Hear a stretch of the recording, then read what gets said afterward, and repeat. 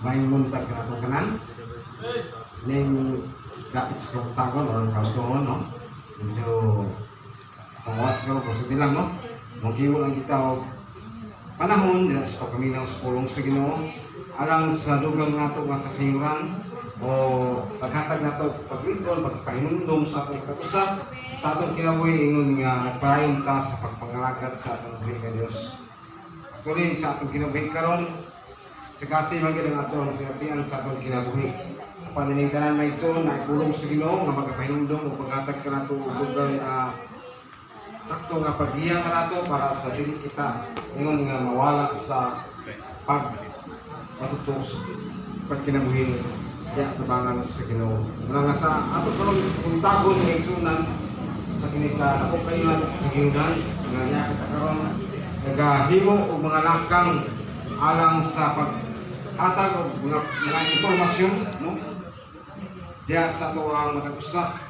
Kung kailangan pa ang mga panahon nga atong kinahanglan nga atong makatunan o atong masayran sa mga panghitabo isa pa sa unang mga panahon walang tulisay o sa ilang gibuhat o kabaton sila o mga panalangin tubangan sa Diyos. Maraming matahon sa kabuntagon na igsoon. Salamat ka o rin lang kayo salamat kung itakok kini kayong buluhaton ang tumasabtan at masayran may tungod sa pagpatuto sa itong kinabuhi nga nagita diyan sa pagpangaragan sa Ginoo. Kung natin ang sulatan, ito ang pundri sa Exodus, ang sulatan sa Exodus, Kapitulo 4.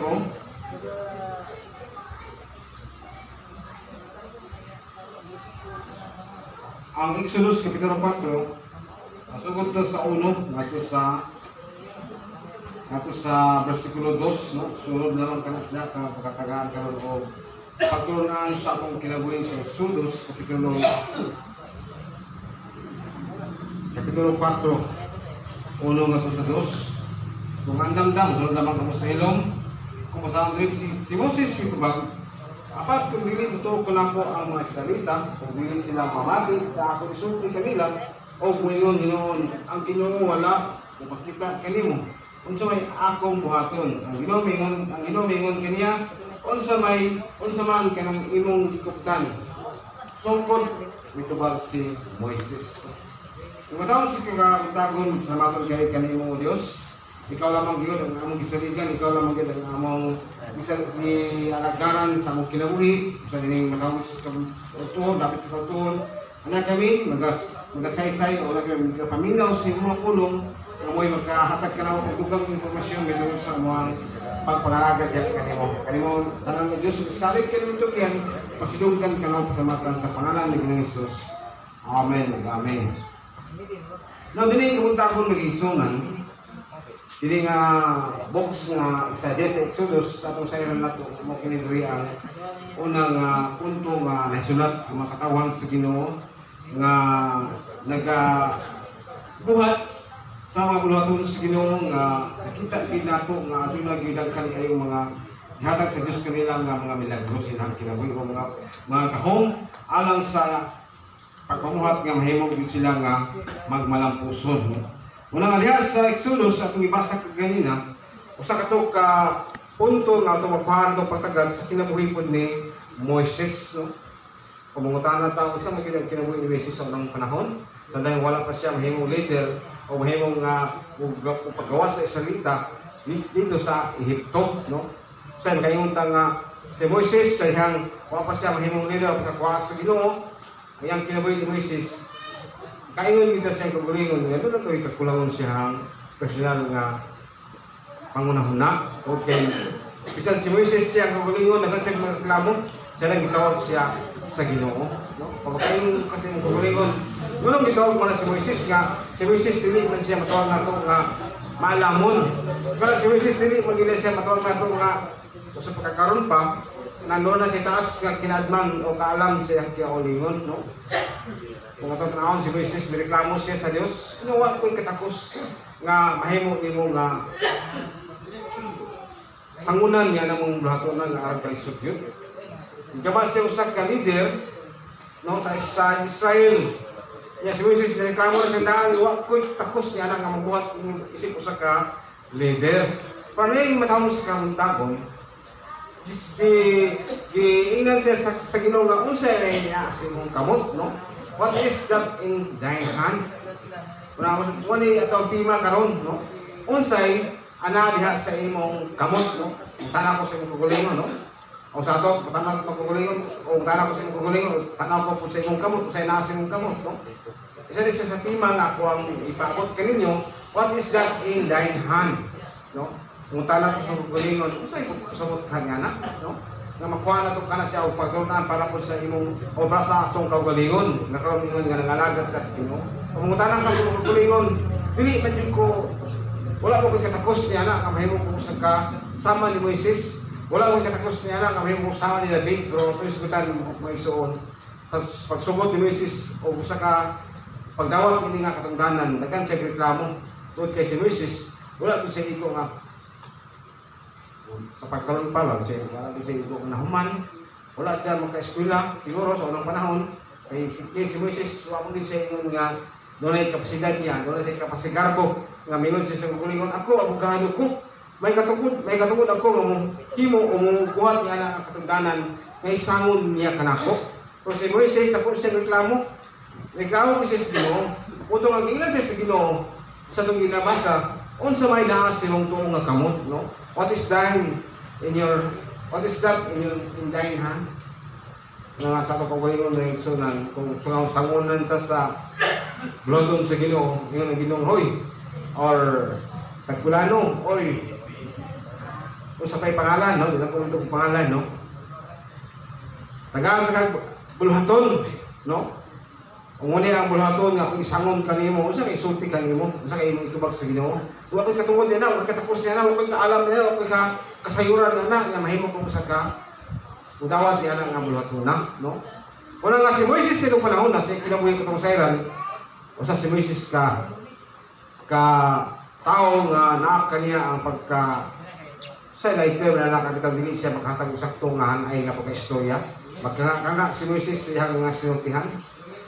Muna si Moises, nireklamo siya sa Ginoo.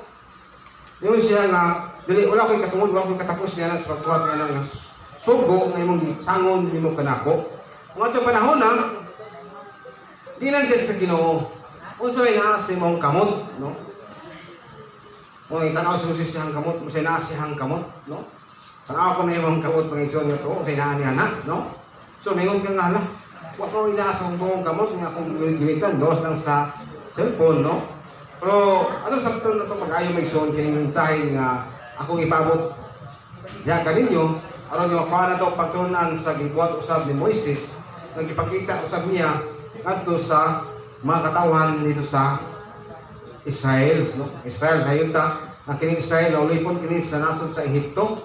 O siya sa nasod, siya pagkaulipon sa nasod, nag-antos ko din kining Israel. Paano ka ng Diyos sa pila ka mga tuwigan nga ng labay? Paano ang Diyos nga luwason yung kining yang Israelitas, no? Muna nga, igamit si Moises, aron nga makalingkawas ang Israel sa pagkaulipon nila sa Ehipto. Muna nga, isa sa mga punto nga tungkuhan na ito o pagtagad karoon ng sunan kining pangutana, Moses, what is that in thine hand? Muna nga si Moises na itong panahon na sa akong nasayran, sa akong nakutlo sa mga mensahe, no? Mabasa na ito kinindiha sa Numbers, no? Numeros, kung naman bilang sulatan, mabasa na ito diha, kung unsa kayo ang naas kamot ni Moses, no? Sa pagtanaw pa ni Moses, siyang kamot kay unsa may nakakaya siyang kamot, kini naman sungkot, no? Unsa kung pagkapapunta sa kagulingon, unsa mo sungkot? Unsa mo nabay kahom ang sungkot, no? Nabay makahatag ba ang sungkot o kalawasan sa Israel, no? Pero isa sa mga gihimo sa Dios, aron nga makalingkawas ang Israel sa nasod sa Ehipto, igamit niya si Moises, minsun si Moises, reklamo siya, mingon siya siyang kagulingon, kung kaya ng Ginoo, kung kaya ako, dili ko graduhan, dili ko atong nato nga ako'y kaalam sa pagdumala sa nasod sa Israel kung kaya napita, kanasura, usa ka na kanasod nga nabihan kayo ka na sila ka ako nga nasod niya. kanang nasura maglisod ko sa pag dumala niya na sa ilahang pagka konsumo na pagka bang pagulbulan na apoy pagka ay pagkabuhaton nila nga gusto nila nga makita kinya dayon ang mga epekto sa pagkabuhaton kung ikaw mahimong usa ka leader. Namin na sa karon ng isuna no. Sa ato karon nasod sa Pilipinas, atong leader taon nagkapolitik na taon pag mugna o kung siya ang ay ng pagkabuhaton, kung na po yung mga tao nga kusugod kayo mo negatibo ang mga pangstorya. Hindi na ito sa mapakyas, hindi na ito na mahatagan na ito o pagtagad o mahatagan na ito katinawan kung anang pagod ang pamaagi sa tao. No? Doon ay gusto nga muhiwod ng lakang ng tao, ang leader muhiwod ng lakang na makita nila nga naagi ayaw nga mahimo sa tao na gusto niyang makapot siyang pangapangandoy o gusto niyang makapot sa iyang gusto kay paabot nga gusto ng katawhan. Kung karon sa atong kinabuhi karon magsunan, ako na itong patuloy si Moises, nung sa siya ka-leader, naghimong leader sa Diyos sa nasod sa Israel, no? Mabita na sa itong kagulingon, karon mga kaigsunan, kung mga tanat na sa itong kagulingon, no? Gusto magi ako ang mahimo na ako nga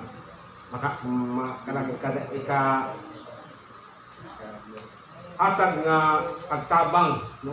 Sa ako ang kagulingon nga kang makatabang din mo ko sa ako ang mga kaubanan, mga parinti, mga silingan, no? Nagandang mga plano pero dili na ito mahimo kung wala giya nagikan sa Dios. Kung si Moses nung isunan, ato di man nag-usa siya pagka pangulo, pagka-leader sa maong nasod sa Israel, natin siya sa klase ng mga problema siyang kinabuhi. No? Wala nakapagpagala siya sa Ginoo, kuy arang mahimo nili Ginoo. Kung wala kuy naabot nga grado, no? Wako nakahuman og eskwela, muli ang pasabot ni Moises ngadto sa Dios, pero gigon ang Dios kaniya nga ayaw kahadlok, no? Muna gisulti diha sa Numbers chapter 20. Atong kaani siya kung sigsulti diha sa Hebrews chapter 20. Atong kaani kini pagtagad, no? Sa 7 kung atong tugdan sa versikulo 7 kadto sa 12. Tingnan sa Ginoo si Moises, kuhaa ang imong sungkod nga naa sa tubangan sa sudanan sa kasabutan o tiguman ninyo ni Aaron ang mga tao sulti kanang bato nga naa diha o kana muhatag tubig alang sa mga tao. Ini pagi ha, atagan ninyo mainom ang mga tao ng ilang kahayupan. Unya gikuha ni Moises ang sungkod sumala sa sugod kaniya sa Ginoo. O gitigom ni Moises o ni Aaron ang mga tao atubangan sa bato o miingon siya kanila, pamati kamo mga masupilon, hatagan baka mo namog tubig gikan niining maong bato.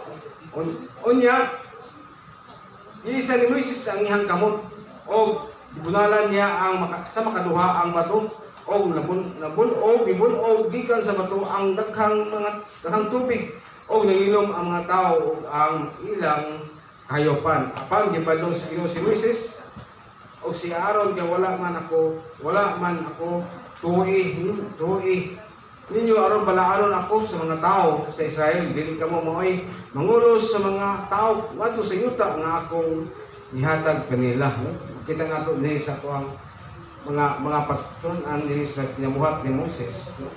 Ingon nga siya mo'y siyurigan, ingon nga siya mo'y kitagaan sa Ginoo o pagdumala sa nasod sa Israel. Gusto sa Diyos nga maluwas kining nasura ikan sa Ehipto. Apan wala na problema ang gibuhat ni Moises tungod kay aduna siya himo nga wala mahimo ang Dios kaniya, no? Diyan dito sa nasod, dito sa lugar sa dagat, napula nga dagat, no? Ang Israelitas ikan niya ang nakita ikan sa Ehipto gipaagi mo kay paagi o paagi-agianan nga magkalingkawas din ang Ehipto. Pero yun ang tanan ang